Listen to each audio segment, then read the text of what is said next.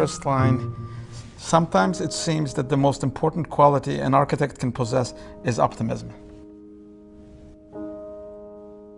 Without optimism, you can't do architecture because it requires a belief in the future.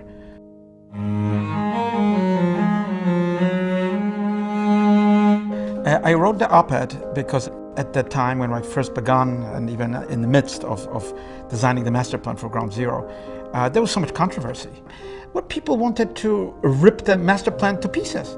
And I proposed some very powerful things, which included making the center of the site a civic space of a large scale, not a private space. The memorial should be significant, should have the waterfalls, it should have the footprints, but I also suggested it should go all the way down to bedrock, where people really lost their lives, and that the slurry wall, that huge retaining wall, should be made visible to the public because it is a document of the day and an important point of orientation.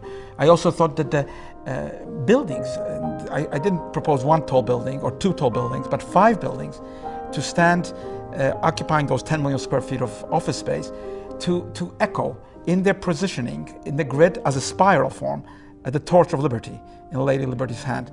And that tower number 1 should be symbolic in its height, 1776. I thought, no tower will ever surpass that height because that's the Declaration of Independence in the skyline of New York. Somebody said, hey, let's put the tower at the Wall Street. Let's have the station in a different position. Let's have narrow streets rather than a wide street. Let's cut the memorial back. Let's make it smaller. Let's not go all the way down to bedrock. Let's use that space for infrastructure. So there were many different ideas that people came up, which maybe are more prosaic and more easy to achieve. But I thought, no, there is a spirit here. The memorial isn't just to be filled in with bus parking underneath.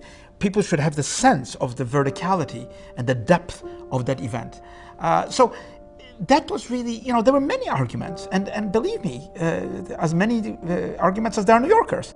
Everybody has an opinion. Everybody knows what is right. But I stuck to the master plan for Ground Zero.